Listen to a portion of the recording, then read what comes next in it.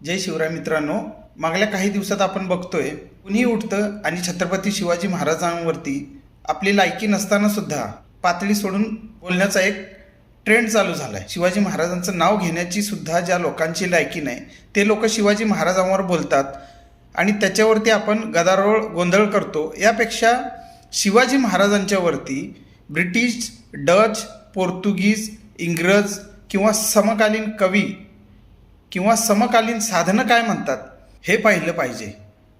तुमच्या आमच्या म्हणण्याने शिवाजी महाराजांना किंवा शिवचरित्राला काही फरक पडत नाही. शिवाजी महाराजांचं चरित्र कालही तेजोमय सूर्यासारखं तेजोमय होतं, आजही आहे आणि भविष्यातसुद्धा राहणार आहे.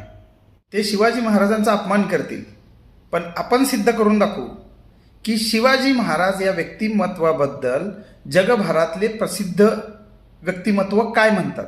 आणि त्याचीच एक छोटीशी सिरीज आजपासून आपण सुरू करतोय.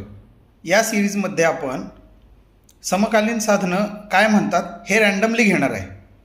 आजच्या भागामध्ये आपण डच जे नेदरलँडवरून आले होते ते शिवाजी महाराजांबद्दल एका पत्रात काय म्हणतात बघूया.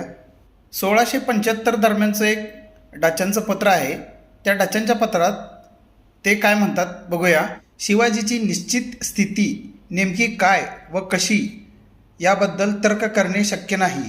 काही वेळा त्याचा विजय होतो तर कधी त्याच्या पराजयाच्या बातम्या येतात. जिथे जाईल तिथे त्याने लुटालूट सुरू ठेवली आहे. मोगल किंवा विजापूरचा शहा त्याला ताब्यात ठेवू शकत नाही. शिवाजीची कृती व हालचाल उत्कृष्ट सूक्ष्मदृष्टीची असते, त्यामुळे त्याचा छडा लावणे कठीण पडते.